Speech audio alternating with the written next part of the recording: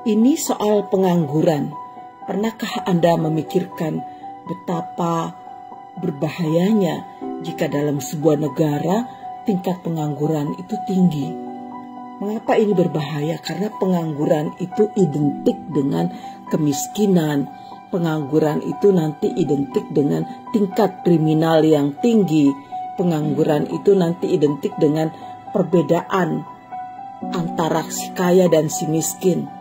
Dan pengangguran itu pasti membawa kepada berbagai problem sosial yang akan menimbulkan berbagai ketidakadilan dalam kehidupan berbangsa dan bernegara. Jika dibandingkan dengan negara-negara di Asia Tenggara atau ASEAN, tingkat pengangguran di Indonesia menempati posisi paling tinggi. Berdasarkan data dari IMF per April 2024, tingkat pengangguran di sini mencapai 5,2%. Pengangguran di Indonesia adalah pengangguran dari mereka yang berusia produktif antara 15 tahun hingga 60 tahun. Mereka itu masuk dalam kategori angkatan kerja dan siap bekerja, akan tetapi belum memiliki pekerjaan akibat berbagai faktor. Badan Pusat Statistik kita sendiri mencatat pengangguran di Indonesia mencapai 7,20 juta orang.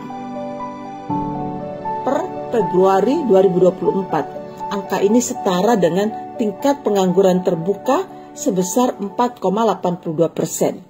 Padahal jumlah angkatan kerja kita meliputi penduduk yang bekerja dan pengangguran terbuka mencapai sekitar 140 juta orang.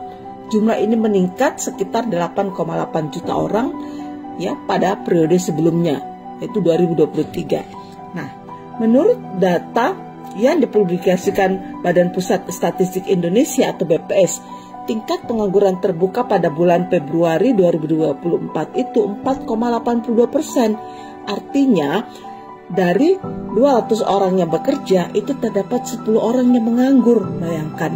Lalu mereka, siapa yang memenuhi kebutuhan hidupnya? Dia beban siapa? Itu kan mesti kita pikirkan.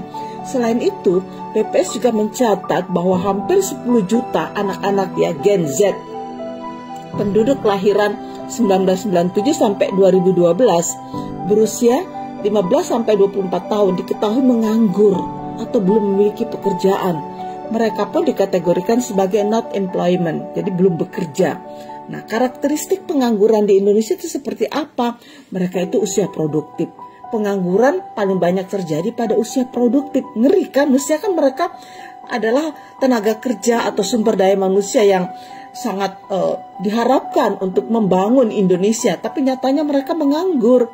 Nah, jenis kelamin dari data BPS menunjukkan pengangguran lebih banyak terjadi pada laki-laki. Ini ngeri ya, dibandingkan perempuan.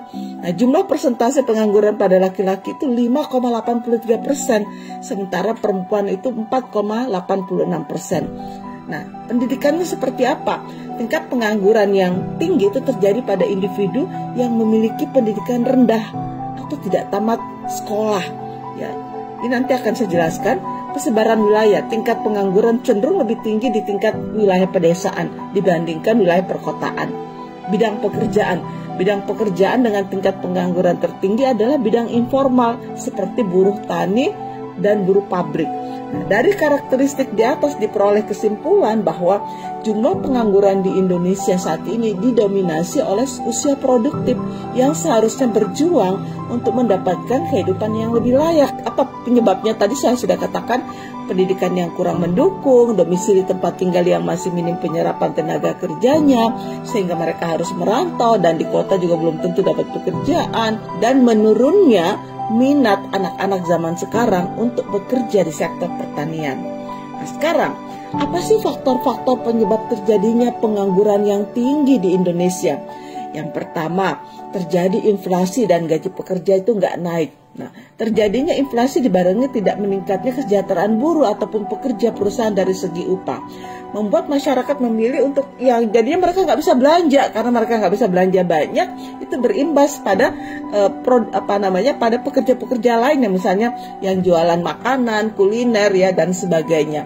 Nah, munculnya penggunaan AI artificial intelligence rupanya menjadi ancaman baru bagi angkatan kerja di Indonesia yang sedang mencari pekerjaan. Pasalnya, sebagian besar perusahaan saat ini itu berusaha merampingkan beberapa divisi dan mereka beralih pada robot berteknologi.